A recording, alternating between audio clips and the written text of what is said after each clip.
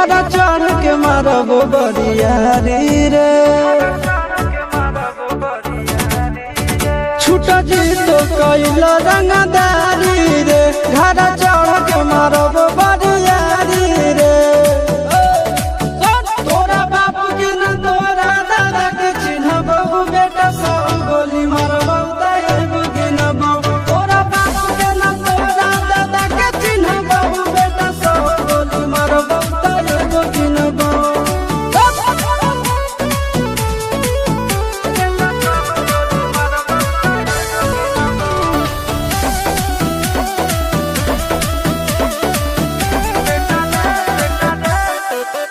बेटा रे काटा से ठोक देबौ चिमनी के भाठा में झोंक देबौ देखबौ कवन बाप बचैतौ तोरा प्रशासन के गाड़ी भी रोक देबौ बेटा जी सुनो बेटा रे काटा से ठोक देबौ चिमनी के भाठा में झोंक देबौ देखबौ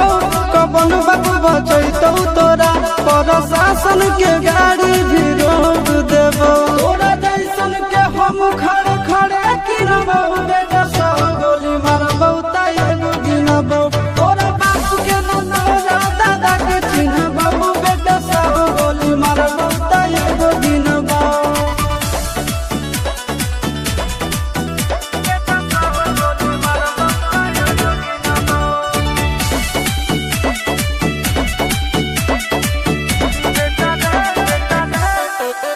बेटा रे दौड़ा के बाजार में मारबौ गोली तोर कपार में रंगदारी जे करभी बिहार में गड़ देबौ गंगा जी किनार में इतना मार पड़तो न बेटा बेटा रे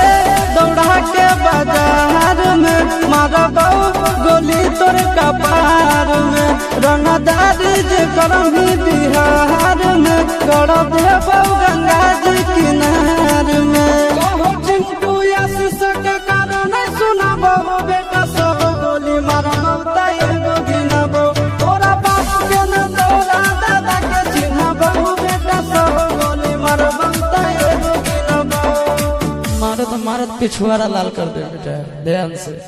बाप इधर है।